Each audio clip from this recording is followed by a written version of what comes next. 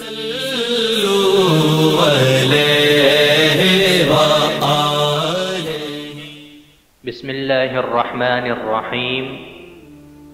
أن عبد الله بن عباس أخبره أن أبا سفيان بن حرب أخبره أن هرقل أرسل إليه في ركب من قريش وكانوا تجارا بالشأم في المدة التي كان رسول الله صلى الله عليه وسلم ماد فيها أبا سفيان وكفار قريش، فأتوه وهم بإيلياء فدعاهم في مجلسه وحوله عظماء الروم، ثم دعاهم ودعا بترجمانه فقال: أيكم أقرب نسبا بهذا الرجل الذي يزعم أنه نبي؟ فقال أبو سفيان: فقلت: أنا أقربهم نسبا. فقال: أدنوه مني وقربوا أصحابه فاجعلوهم عند ظهره. ثم قال لترجمانه: قل لهم إني سائل هذا عن هذا الرجل، فإن كذبني فكذبوه، فوالله لولا الحياء من أن يأثروا علي كذبا لكذبت عنه. ثم كان أول ما سألني عنه أن قال: كيف نسبه فيكم؟ قلت: هو فينا ذو نسب. قال: فهل قال هذا القول منكم أحد قط قبله؟ قلت: لا. قال: فهل كان من آبائه من ملك؟ قلت: لا. قال: فأشراف الناس يتبعونه أم ضعفاؤهم؟ قلت: بل ضعفاؤهم. قال: أيزيدون أم ينقصون؟ قلت: بل يزيدون. قال: فهل يرتد أحد منهم سخطة لدينه بعد أن يدخل فيه؟ قلت: لا. قال: فهل كنتم تتهمونه بالكذب قبل أن يقول ما قال؟ قلت: لا. قال: فهل يغدر؟ قلت: لا. ونحن منه في مدة لا ندري ما هو فاعل فيها. قال: ولم تمكنني كلمة أدخل فيها شيئا غير هذه الكلمة. قال: فهل تقاتلتموه؟ قلت: نعم. قال: فكيف كان قتالكم إياه؟ قلت: الحرب بيننا وبينه سجال ينال منا وننال منه. قال: ماذا يأمركم؟ قلت: يقول: اعبدوا الله وحده ولا تشركوا به شيئا واتركوا ما يقول آباؤكم، ويأمرنا بالصلاة والصدق والعفاف والصلة. فقال لترجماني: قل له سألتك عن نسبه فذكرت أنه فيكم ذو نسب، فكذلك الرسل تبعث في نسب قومها. وسألتك: هل قال أحد منكم هذا القول؟ فذكرت أن لا.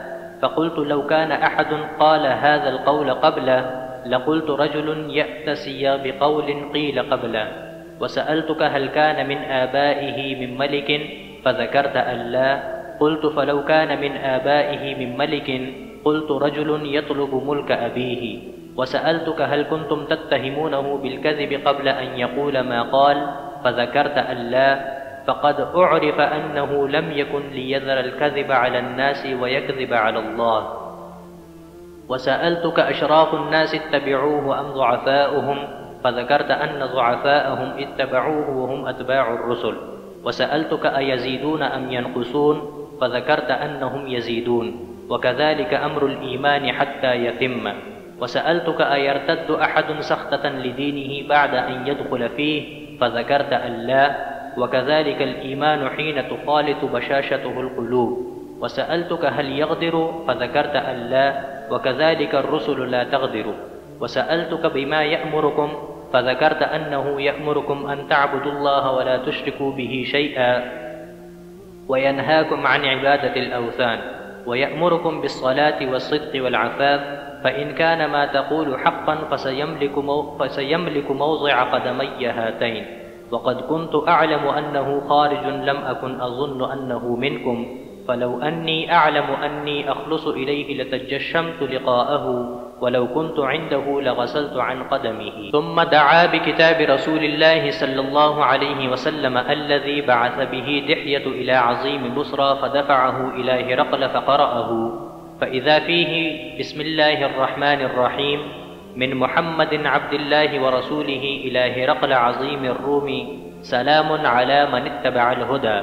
أما بعد، فإني أدعوك بدعاية الإسلام أسلم تسلم، يؤتيك الله أجرك مرتين، فإن توليت فإن عليك اسم الأريسيين، ويا أهل الكتاب تعالوا إلى كلمة سواء بيننا وبينكم ألا نعبد إلا الله ولا نشرك به شيئا ولا يتخذ بعضنا بعضا أربابا من دون الله فإن تولوا فقولوا اشهدوا بأننا مسلمون. قال أبو سفيان: فلما قال ما قال وفرغ من قراءة الكتاب كثر عنده الصخب وارتفعت الأصوات وأخرجنا. فقلت لأصحابي حين أخرجنا: لقد أمر أمر بن أبي كبشة إنه يخافه ملك بني الأصفر، فما زلت موقنا أنه سيزهر حتى أدخل الله علي الإسلام.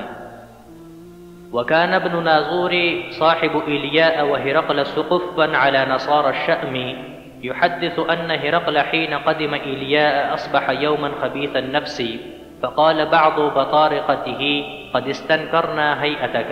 قال ابن ناظور: وكان هرقل حزاء ينظر في النجوم، فقال لهم حين سألوه: إني رأيت الليلة حين نظرت في النجوم ملك الختان قد ظهر، فمن يختتن من هذه الأمة؟ قالوا: ليس يختتن إلا اليهود، فلا يهمنك شأنهم واكتب إلى مداين ملكك فيقتلوا من فيهم من اليهود. فبينما هم على أمرهم أتي هرقل برجل أرسل به ملك غسان يخبر عن خبر رسول الله صلى الله عليه وسلم، فلما استخبره هرقل قال: اذهبوا فانظروا أمختتن هو أم لا. فنظروا إليه فحدثوه أنه مختتن، وسأله عن العرب فقال: هم يختتنون. فقال هرقل: هذا ملك هذه الأمة قد ظهر. ثم كتب هرقل إلى صاحب له برومية وكان نظيره في العلم، وسار هرقل إلى حمص، فلم يرم حمص حتى أتاه كتاب من صاحبه يوافق رأي هرقل على خروج النبي صلى الله عليه وسلم وأنه نبي. فأذن هرقل لعظماء الروم في تذكرة له بحمص، ثم أمر بأبوابها فغلقت. ثم اطلع فقال: يا معشر الروم، هل لكم في الفلاح والرشد وأن يثبت ملككم فتبايعوا هذا النبي؟ فحاسوا حيصة حمر الوحش إلى الأبواب فوجدوها قد غلقت. فلما رأى هرقل نفرتهم وأيس من الإيمان قال: ردوهم علي. وقال: إني قلت مقالتي آنفا أختبر بها شدتكم على دينكم، فقد رأيت. فسجدوا له ورضوا عنه، فكان ذلك آخر شأن هرقل۔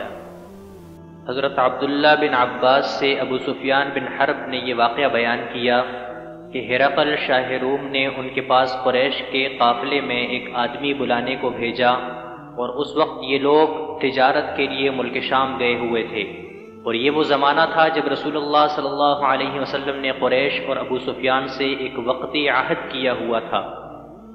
جب ابو سفیان اور دوسرے لوگ ہرقل کے پاس ایلیا پہنچے جہاں ہرقل نے دربار طلب کیا تھا، اس کے گرد روم کے بڑے بڑے لوگ، علماء، وزراء، امراء بیٹھے ہوئے تھے۔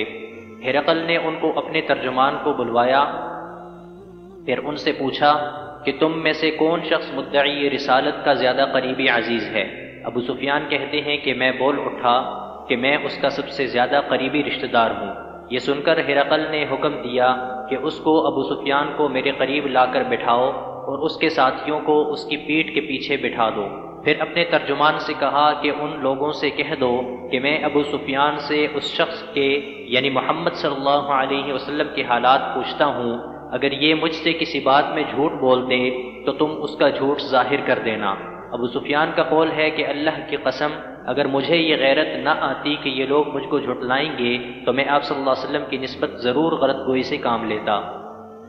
خیر، پہلی بات جو ہرقل نے مجھ سے پوچھی وہ یہ کہ اس شخص کا خاندان تم لوگوں میں کیسا ہے؟ میں نے کہا وہ تو بڑے اونچے عالی نسب والے ہیں۔ کہنے لگا اس سے پہلے بھی کسی نے تم لوگوں میں ایسی بات کہی تھی؟ میں نے کہا نہیں۔ کہنے لگا اچھا اس کے بڑوں میں کوئی بادشاہ ہوا ہے؟ میں نے کہا نہیں۔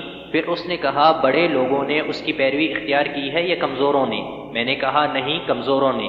پھر کہنے لگا اس کے تابعدار روز بڑھتے جاتے ہیں یا کوئی ساتھی پھر بھی جاتا ہے؟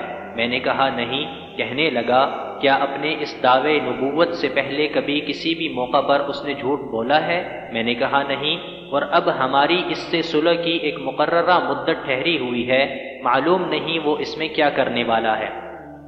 ابو سفیان کہتے ہیں میں اس بات کے سوا اور کوئی جھوٹ اس گفتگو میں شامل نہ کر سکا۔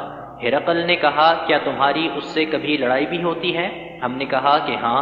پھر بولا تمہاری اور اس کی جنگ کا کیا حال ہوتا ہے؟ میں نے کہا لڑائی ڈول کی طرح ہے، کبھی وہ ہم سے میدان جنگ جیت لیتے ہیں اور کبھی ہم ان سے جیت لیتے ہیں۔ ہرقل نے پوچھا وہ تمہیں کس بات کا حکم دیتا ہے؟ میں نے کہا وہ کہتا ہے کہ صرف ایک اللہ ہی کی عبادت کرو اور اس کا کسی کو شریک نہ بناؤ، اور اپنے باپ دادا کی شرک کی باتیں چھوڑ دو، اور ہمیں نماز پڑھنے، سچ بولنے، پرہیزگاری اور صلہ رحمی کا حکم دیتا ہے۔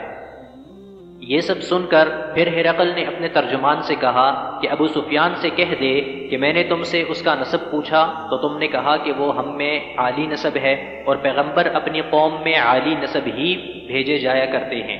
میں نے تم سے پوچھا کہ دعوی نبوت کی یہ بات تمہارے اندر اس سے پہلے کسی اور نے بھی کہی تھی تو تم نے جواب دیا کہ نہیں۔ تب میں نے اپنے دل میں کہا کہ اگر یہ بات اس سے پہلے کسی نے کہی ہوتی تو میں سمجھتا کہ اس شخص نے بھی اسی بات کی تقلید کی ہے جو پہلے کہی جا چکی ہے۔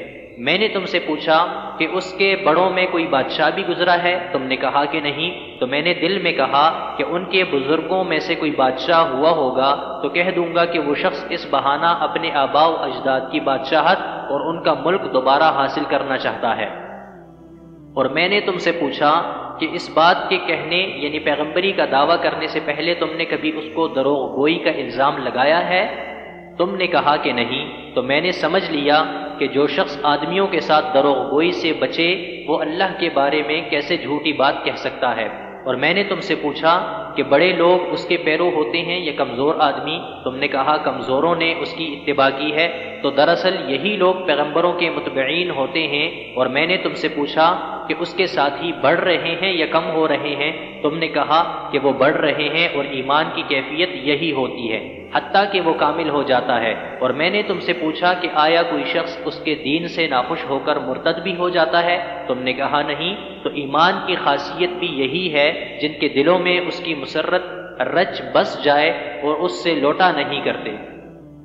اور میں نے تم سے پوچھا کہ آیا وہ کبھی عہد شکنی کرتے ہیں؟ تم نے کہا نہیں۔ پیغمبروں کا یہی حال ہوتا ہے، وہ عہد کی خلاف ورزی نہیں کرتے۔ اور میں نے تم سے کہا کہ وہ تم سے کس چیز کے لیے کہتے ہیں؟ تم نے کہا کہ وہ ہمیں حکم دیتے ہیں کہ اللہ کی عبادت کرو، اس کے ساتھ کسی کو شریک نہ ٹھہراؤ، اور تمہیں بتوں کی پرستش سے روکتے ہیں، سچ بولنے اور پرہیزگاری کا حکم دیتے ہیں۔ لہٰذا اگر یہ باتیں جو تم کہہ رہے ہو سچ ہیں تو عن قریب وہ اس جگہ کا مالک ہو جائے گا جہاں میرے یہ دونوں پاؤں ہیں۔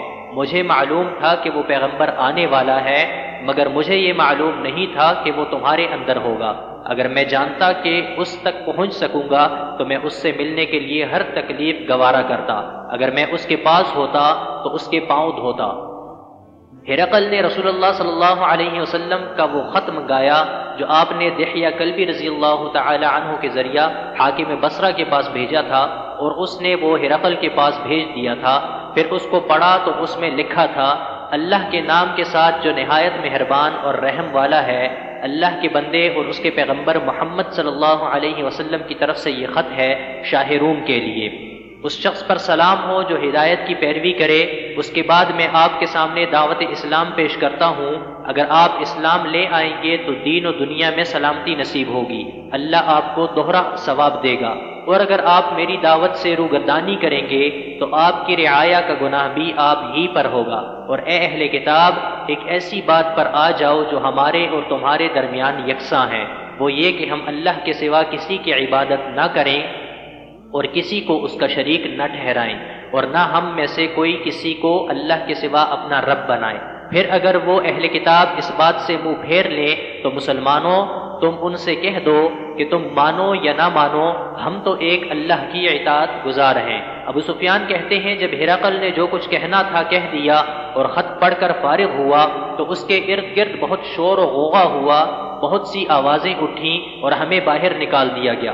تب میں نے اپنے ساتھیوں سے کہا کہ ابو کبشہ کے بیٹے، نبی کریم صلی اللہ علیہ وسلم کا معاملہ تو بہت بڑھ گیا، دیکھو تو اس سے بنی اسفر یعنی روم کا بادشاہ بھی ڈرتا ہے۔ مجھے اس وقت سے اس بات کا یقین ہو گیا کہ نبی کریم صلی اللہ علیہ وسلم عن قریب غالب ہو کر رہیں گے، حتیٰ کہ اللہ نے مجھے مسلمان کر دیا۔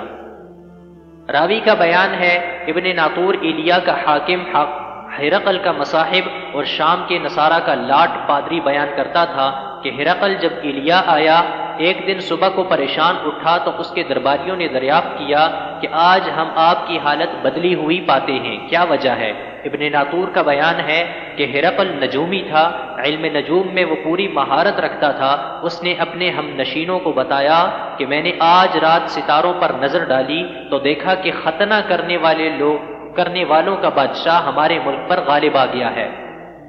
بھلا اس زمانے میں کون لوگ ختنہ کرتے ہیں؟ انہوں نے کہا کہ یہود کے سوا کوئی ختنہ نہیں کرتا، سو ان کی وجہ سے پریشان نہ ہو۔ سلطنت کے تمام شہروں میں یہ حکم لکھ بھیجیے کہ وہاں جتنے یہودی ہوں سب قتل کر دیے جائیں۔